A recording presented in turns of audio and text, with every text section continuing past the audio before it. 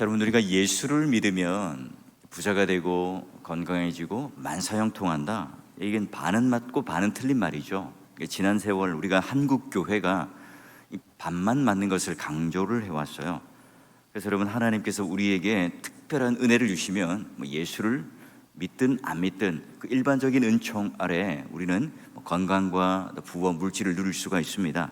자, 그게 이제 예수를 믿는 사람의 복의 증거가 돈과 물질과 명예와 이런 것들이 아님을 우리는 알아요. 자, 그런 것들은요, 바로 예수를 믿었기 때문에 또는 예수를 믿는 보상으로 하나님께서 무조건 주어지는 게 아니라는 거예요. 어떤 사람은 예수를 믿습니다. 정말 진정으로 예수 그리스도의 제자가 됩니다. 오히려 여러분, 그러기에 더 환난과 또 핍박과 주위의 반대가 있을 수도 있고요. 또 어떤 분들은요, 하나님께서 정말 특별한 은혜로 물질도 주시고 또 세상의 어떤 형통과 성공을 맛보게 해주세요. 그런데 그것 때문에 그걸 붙들고 정작 그걸 주신 하나님을 놓쳐버려요. 그래서 여러분, 교회를 떠나는 분도 봤고 예수 그리스도를 믿는 그 믿음을 부인하는 분들도 많이 봤어요. 그러기에 오늘 우리가 예수를 믿는다 하는 것을 갖다가 등식으로 우리 인생에 있어서 세상 사람들이 말하는 그런 잘나감, 이런 것들로 연결시키면 안 된다는 겁니다. 그럼 여러분, 성경을 읽기가 굉장히 불편해져요. 자, 오늘 우리가 사울을 만나는데요, 부활하신 예수 그리스도를 하나님의 그런 비상섭리, 특별하신 이 강권적인 은혜로 그는요, 예수를 믿고 제자가 됩니다. 근데 그의 삶이 예수를 믿자마자 탄탄대로가 열립니까? 그렇지 않죠. 만만치 않은 인생을 삽니다. 아니, 그의 평생 전체가요, 자신의 어떤 호가호위하는 것과는 전혀 별개의 삶을 살아갑니다. 자, 먼저 여러분, 내가 이제 예수의 제자가 되었잖아요. 지금 그는 유대인도 아니고 또 기독교인도 아닌 어정쩡한 상황에 있어요. 자, 내가 이제 다메섹에 들어갔습니다. 주님께 이제 은혜를 받고 예수 그리스도를 믿기로 고백합니다. 그런데 다메섹에 있는 제자들이요, 순순히 받아들이겠습니까? 그렇지 않아요. 지금 이 다메섹에 있는 제자들은 그의 과거의 전력만 봅니다. 그가 어떤 사람이라고요? 예수의 이름을 부르고 제자가 되는 사람들을 잡아다가 옥에 가두고 때리고 또 그 사람들을 끝까지 추적할, 지금 이 다메섹까지 온 사람이라는 걸 너무 잘 알잖아요. 자, 오늘은요, 우리가 다메섹에 있는 예수를 믿는 제자들과 함께 또 유대인들은 사울을 어떻게 대하는지, 또 내일은 예루살렘에 있는 이 제자들이 어떻게 사울을 맞이하고 또 사울을 배척하고 또 내미는지를 한번 같이 살펴보게 될 거예요. 자, 여러분, 오늘 우리가 이 말씀을 잘 이해하기 위해서는요, 먼저 회당이 무엇인가, 또 다메섹이라고 하는 곳이 어떤 곳인가를 좀 알아야 더 좀 이해할 수 있어요. 자, 먼저 여러분, 다메섹 안에는 회당이 한 30여 개가 되었습니다. 회당이 어떤 곳인가? 유대인들의 어떤 신앙생활의 중심지입니다. 여러분, 유대인들은 성전 중심의 생활을 하죠. 성전이 어디에만 있었죠? 예루살렘에만 있었잖아요. 예루살렘에 3대 절기가 되면 모든 그 디아스포라, 흩어져 있던 유대인들이 뭘 하러 갑니까? 절기를 지키러, 그리고 예배를 드리러 가요. 여러분, 오순절 성령 강림 사건도 다 뭡니까? 바로 외국에 있던 모든 유대인들이 다 함께 모여서 예배를 드리던 그 6월절 절기를 맞추어서요, 성령 강림 사건이 일어났고 각 나라의 방언이 한 언어로 서로가 통할 정도로 놀라운 기적의 사건이 일어납니다. 그래요, 원래 유대인들은 이런 성전 중심의 생활을 해요. 자, 그런데 그게 언제부터 바뀌었는가? 바벨론 포로기부터요, 이 문화가 바뀌어요. 뭐냐면, 바벨론 포로기는 바벨론에 성전이 없잖아요. 그러면 유대인들이 이제 20명, 30명씩 각각의 어떤 작은 커뮤니티 공동체를 이룹니다. 거기다가 이제 회당을 하나 만들어서 거기서 성경 공부도 하고 말씀도 읽고 기도도 하는 그 하나의 어떤 신앙 공동체의 어떤 생활 단위가 되는 거죠. 예, 당연히 이제 우리가 돌아와서 이 에스라를 통해서 이 예루살렘에서 말씀 중심의 집회가 이루어지는 게 여러분, 에스라 또 느헤미야 그런 장면이에요. 자, 그래서 이후에 이 유대인들은 이 성전 중심의 생활에서 회당 중심의 생활로 좀 바뀌어갑니다. 그 예배 드리는 장소일 뿐만 아니라 바로 그 신앙의 교육과 함께 있었던 성도들이 함께 신앙에 대한 또 생활에 대한 삶에 대한 하나의 공동체적인 어떤 하나의 모임이 됩니다.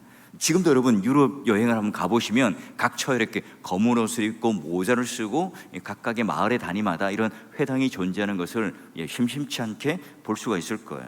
자, 그래서 각각에 흩어진 그런 회당 어디까지가 있었습니까? 다메섹에도요 그런 회당이 있었습니다. 자, 사울은요 지금 나중에 이제 회심을 하고 난 이후에 복음을 증거할 때 제일 먼저 찾아가는 곳이 어디예요? 회당에 가서 유대인들, 자기 동족들, 바로 그분들에게 먼저 복음을 증거해요. 자, 그런 의미로 회당은 굉장히 중요한 의미를 가지고 있습니다. 자, 그러면 이제 두 번째로 이제 사울이 다메섹으로 갔던 이유가 뭘까요? 해외 여행을 간다든지 출장을 간 게 아니잖아요. 사내드린 공의회에서 체포영장을 받았습니다. 여러분, 사내드린 공의회는 나라나 정부의 기관이 아닙니다. 로마에게 속한 그 형벌 기관이 아닙니다. 종교 회의예요. 오늘날로 말하면 뭐 노회, 총회 정도의 종교 회의예요.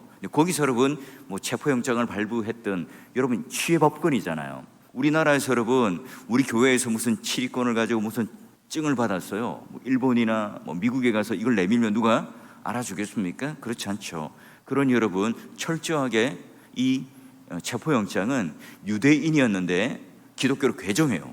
그리고 이제 도망을 간 사람, 먼 다메섹까지 갔겠죠. 그런 자들이 자, 이게 체포하기 위한 그런 하나. 말하자면 유대인이었지만 기독교로 개종한 사람들, 그 사람들의 입장에는 뭐예요? 변절자잖아요. 그 자들을 잡으러 지금 왔어요. 주 타켓이 누구라고요? 유대인이었다가 기독교인이 된 히브리파 유대인들이에요. 자, 그래요. 자, 그러면 우리가 이제 이런 배경하에서 사도행전 9장을 봐야 하는데, 여러분 예루살렘을 떠날 때 사울의 이 모습, 살기가 등등하였잖아요. 근데 여러분 다메섹 도상의 그 길 위에서 부활하신 예수 그리스도를 만나요. 그리고 난 이후에 그는 제자의 한 사람이 되죠. 모든 것들이 다 무장 해제가 된 채 눈도 어두워지고 또 누군가의 의지에, 손의 의지에서 이렇게 움직여야 될 정도로 그런 굉장히 지금 이제 행동이나 삶이 이제 제한되어 있습니다. 자, 그러면 우리가 이제 사울의 회심 사건을 보면서 무엇을 깨닫는가? 그래요. 이 사울이 혼자서 뭔가 도를 깨닫고 뭔가 자기가 이런 조건 하에서 스스로 깨우쳐서 예수님을 만난 게 아닙니다. 보니까 비상섭리에서 특별한 하나님의 그 강권적인 은혜에 의해서 불강력인 은혜를 인해서 그는요 지금 구원을 받습니다. 자, 그런데 다메섹이요 이 장소가 이 아나니아라고 하는 사람에 의해서 먼저 이렇게 접촉을 해요. 치료를 받죠. 내 형제여라고 하는 따뜻한 음성을 듣고 환대를 받습니다. 그리고 이제 제자들이 이제 의심을 하다가 아나니아와 함께 그를 받아들여요. 그들과 함께 이제 며칠 유하죠. 자, 근데 이제 사울이요 눈이 떠졌어요. 건강을 회복했습니다. 세례를 받았습니다. 가만히 있을까요? 뭘 하느냐? 자, 18절과 또 20절을 보니까 즉시 그는 세례를 받고 또 즉시 하나님의 말씀과 복음을 전파하기 시작합니다. 하나님께서 사울의 인생을 딱 붙잡자 몰아쳐요.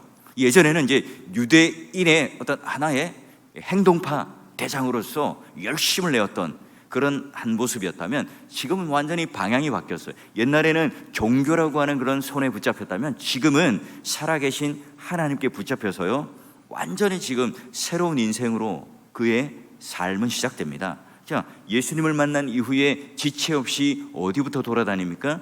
회당부터 돌아다녀요. 그래요. 지금 그는 유대인으로 있다가 기독교로 이제 개종을 한 거예요. 근데 여러분 딱 찾아가면 어떻게 반응을 하겠어요? 배신자로 보겠죠. 변절자로 보겠죠. 그럼에도 불구하고 지금 회당부터 찾아가서 그들에게 복음을 증거합니다. 이 바울이 지금 자신의 그 옛 모습을 바라보면서 얼마나 고통스럽겠어요. 그 고통을 알기 때문에 바로 어디부터 찾아가요? 우선순위가 바로 회당, 유대인에게 먼저 찾아가서 그 복음을 증거합니다. 자, 그래요. 그래서 가서 무엇을 전하느냐? 두 가지를 전하죠. 자, 20절과 22절 보니까 첫 번째는 예수가 하나님의 아들입니다. 또 이제 22절에 보니까 예수 그리스도께서 오늘 우리의 그런 그리스도이십니다 라고 증언해요. 하나님의 아들입니다. 예수는 그리스도이십니다.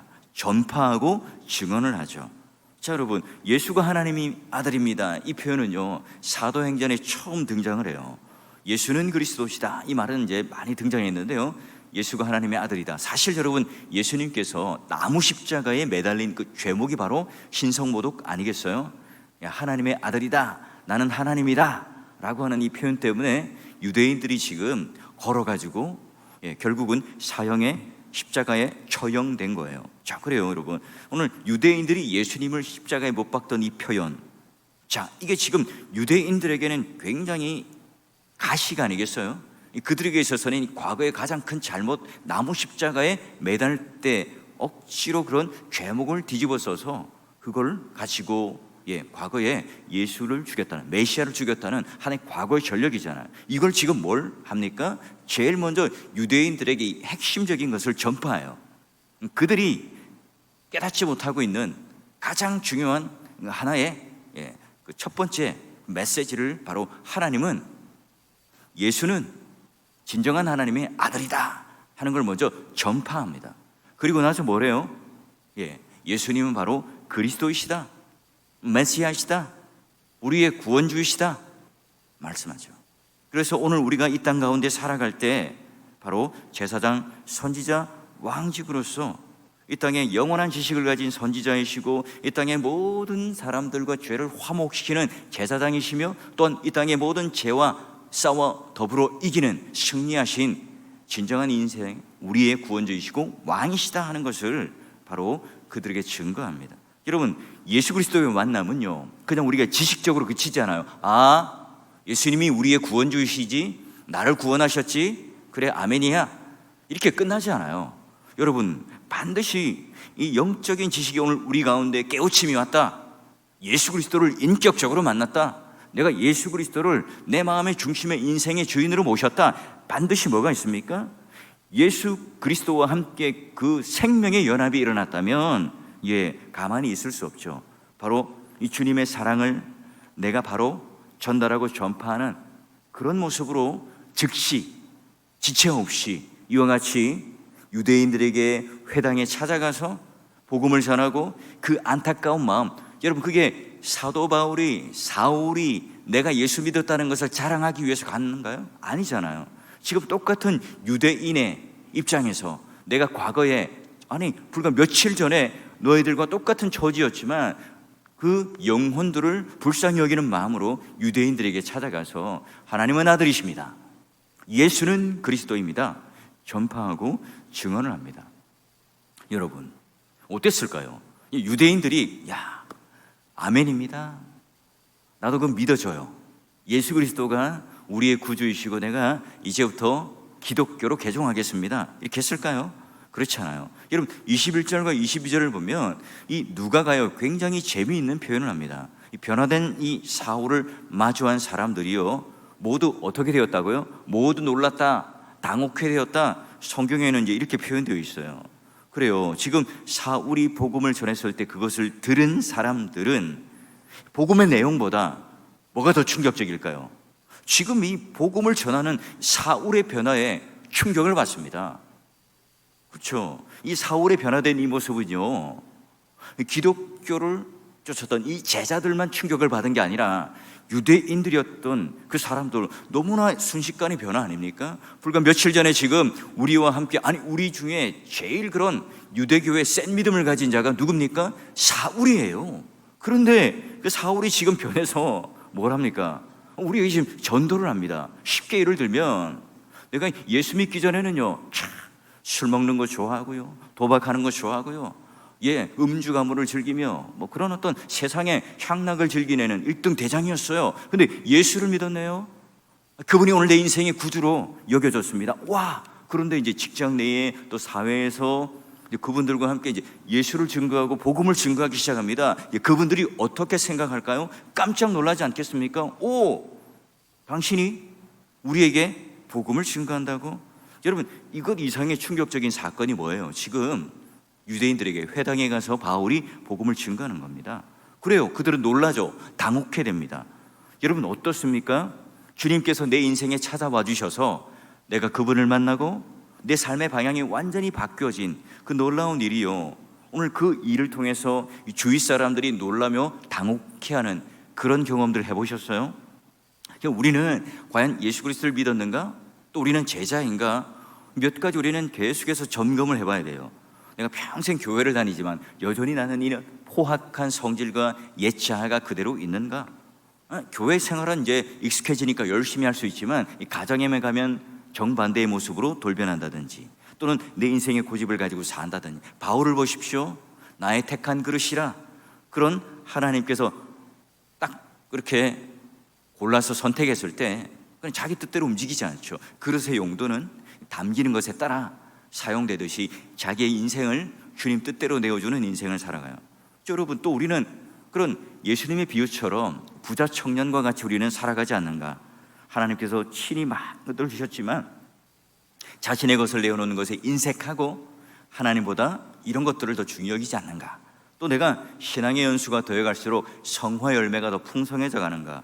와, 예전에 성도였을 때, 정말 그런 집사님이었을 때는 정말 그 믿음 생활 잘하고 우리 주위에게 감격을 주었는데, 이제 직분을 가지고 또 연수가 되어가면서 그런 옛 모습과는 너무 달라진 것 같아요. 우리가 이런 평가를 듣지는 않나요?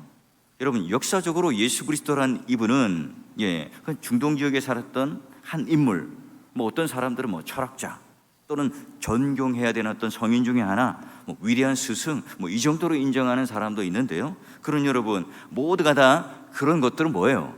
예수님을 과거형으로만 묘사하는 거예요. 근데 여러분, 예수 그리스도께서는 지금도 살아 역사하시잖아요. 모든 죽음을 이기시고 부활하시고 하나님 보좌 우편에 앉아 계시고 지금도 여전히 이 땅을 통치하고 계신 하나님이시며 여전히 우리의 인생을 살피시며 동행하고 임재하시는 하나님. 그러기에 언제나 예수를 믿는 제자들은요, 바로 하나님을 믿는 백성들은 내가 바로 하나님의 그 놀라운 은혜의 인격적인 예수 그리스도와 생명의 연합을 하면 예외 없이 현재의 예수님을 만나고 예외 없이 오늘 주위 사람들에게 오늘 우리의 그 변화된 삶을 통해서 놀라게 하고 당혹해 하는 그런 삶을 살아가요. 여러분, 사울이 전한 복음, 삶의 변화, 그 충격을 주었던 그 놀라운 일들로 유대인들은 기쁨으로 이 복음을 영접하는 것은 아니잖아요. 뭐라죠? 야, 이 변절자, 유대교에서 기독교로 변절한 이 변절자, 가만히 놔둬서는 안 되겠다. 자, 그를 이제 죽이기 위해서 밤낮으로 도망 못 가도록 성문을 지키고, 어떻게 하면 이 사울을 죽일 수 있을까? 그들은 계교를 짜고 음모를 하고 공모를 합니다. 아무리 여러분 뒤에서 감추고 그 린치를 가하기 위해서, 폭력을 가하기 위해서 했지만 그 소식을 어떻게 합니까? 다 사울의 귀에 들어가게 합니다. 그러면 여러분 23절과 25절 보게 되면 어떻게 됩니까? 바로 이 모든 그 인생 가운데 하나님께서 이 사울을 또 보호하시죠. 어떻게 보호합니까? 그 개교가 알려지게 하고 그 제자들을 통해서 사울의 광주리를 타고 내려오게 됩니다. 근데 여러분, 이게 고린도후서에 가면 과거를 기억하면서 어떻게 설명합니까? 바로 아레다 왕 고간이 나를 잡으려고 했지만 광주리를 타고 성벽에서 내가 그 손에서 벗어나게 되었다. 지금 이 과거의 한 장면을 어떻게 기억하고 있어요? 누군가의 도움을 받았다고요? 바로 이 제자들의 도움을 받았다. 여러분, 애초에 예수님의 제자들을 잡으러 온 것 아닙니까, 사울이? 그런데 이제 그들의 도움을 받아서 나중에 이제 예루살렘으로까지 가게 되는 거예요. 그래요. 여러분, 이 이야기를 왜 바울이 이야기를 할까요? 그렇죠. 내가 지금 여기까지 있는 이유, 온 이유가 뭐예요? 혼자서 내가 이런 사역자가 되고 선교사가 된 게 아니에요. 여러분, 사울이 예수 그리스도로 인하여 강권적으로 구원을 받았지만 그 뒤로 계속해서 아나니아, 또 바나바, 제자들, 수많은 그런 믿음의 동역자들이요, 곳곳에서 사울과 함께 뭘 했어요? 동역을 해 주었습니다. 여러분, 이 사울이요, 혼자서 내가 광주리를 타고 줄을 타고 무슨 공수부대 출신도 아닌데 내려갈 거야, 그런 생각을 할 수 있었을까요? 아니죠, 여러분. 바로 그 제자들이 함께 그를 도와줘요. 이 사울은요, 그럴 재주도 없고 그럴 생각도 없었죠. 누군가의 손에 의해서 지금 도와줍니다. 그럼 사울은 지금 어찌 보면 절체절명의 위기입니다. 예수를 믿자마자 그는 위기가 찾아왔고 사방이 다 둘러쳐졌습니다. 이거 어떻게 도망갈 수도 없어요.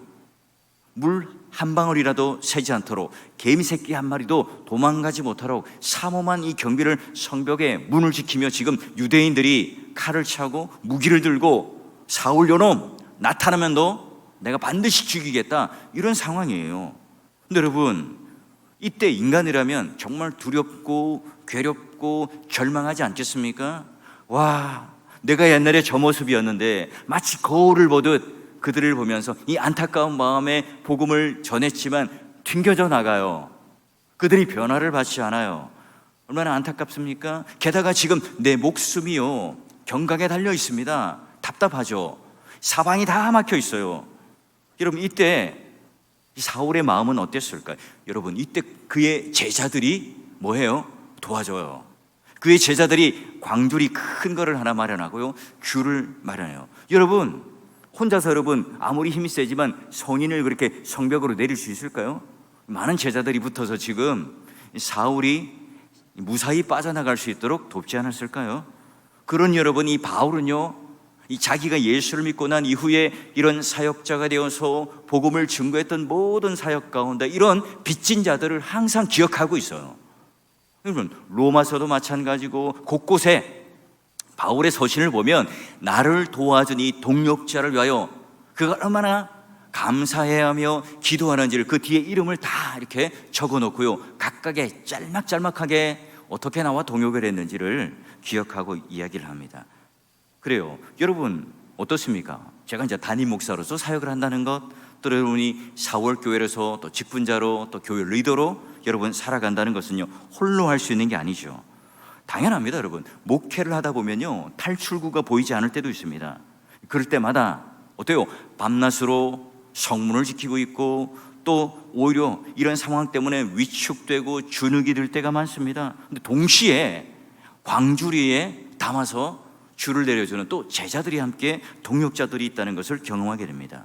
믿음의 동역자 여러분, 오늘 이 말씀을 한번 정리해 보죠. 여러분은 예수 그리스도를 믿고 즉시 지체 없이 오늘 내 삶과 또 내 언행과 오늘 우리의 그런 인생에 있어서 하나님의 아들이심을, 예수가 그리스도임을 증거하는 이 놀라운 이 복음에 증거되는, 증언하는 삶이 오늘 우리 가운데 증거되고 있습니까? 여러분, 이게 오늘 우리가 예수 그리스도로부터 받은 복이라고 인정하며 살아가고 있습니까? 우리가 처음 예수 그리스도를 만났던 그 인격적으로 예수 그리스도를 만났던 그때를 한번 기억해 보자고요. 정말 우리는 그런 순수하고 또 하나님 앞에 열심히 있는 이 믿음을 통하여 이 영혼들을 아끼고 사랑하는 마음에 복음을 증거하는 이 삶, 그리고 여러분, 그러다가 오늘 우리들에게 어려움도 찾아올 수 있고 사방이 막힐 때도 있겠죠. 이럴 때 하나님께서 탈출구, 바로 해방구를 열어주시는데요, 여러분, 이 사울을 이 제자들에게 허락하신 것처럼 오늘 우리들에게도요, 이런 동역자들이 있다는 사실을 잊지 말아야 됩니다. 그 동역자들이 바로 누굽니까? 바로 우리들 아닙니까? 우리가 바로 서로에게 동역자가 되어주는 거죠. 이 행복한 새벽 기도회에, 금요 기도회에 나오셔서 여러분 무엇을 위해 기도합니까? 나의 유익과 만족만을 위해서 기도한다면 아직도 우리는 그런 아장아장 걷는 초신자이고 또 믿음이 연약한 자예요. 오늘 우리는 누군가에게 광주리를 만들어서 내어두며 또한 그들을 도와줄 수 있는 그 연약한 자들을 위해 돕는 그런 제자들 아닙니까?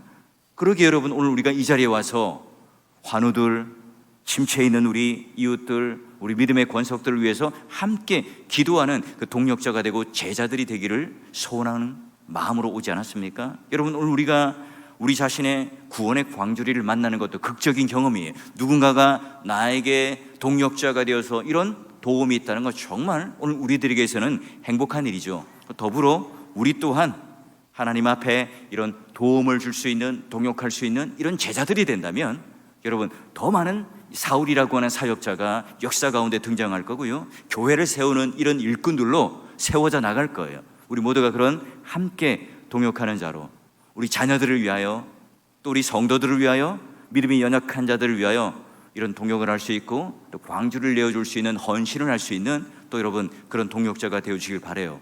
우리가 믿음을 받았던, 우리가 하나님을 믿었던 놀라운 인격의 이 사울의 변화된 모습과 함께 더불어 이 제자들의 모습을 보면서 우리 모두가 한 마음 한 뜻이 되어서 서로가 사랑하고 서로가 용납하면서 또 서로가 좀 기다리면서 하나님의 나라를 만들어가는, 그로 인해서 바울이 끝까지 기억하는 그 과거의 한 장면, 이 다메섹에서 그 위험 속에 있었지만 구출받았던 그 제자들의 얼굴들을 떠올리며 이야기를 하며 간증하는 이 바울의 모습처럼 여러분 인생 가운데도 와, 내가 이만큼 돈 많이 벌었고 성공해서, 이게 여러분 가슴 뿌듯한 일이 아니라 이와 같은 멋진 하나님 나라의 일을 위하여 서로를 돕고 도와주고 동역했던 이 일들이 여러분 가슴 속에 많은 간증들로 차고 넘치는 그런 믿음의 부요, 그런 예수를 믿는 참된 복을 누리며 살아가는 여러분 되시기를 주의 이름으로 간절히 축원합니다.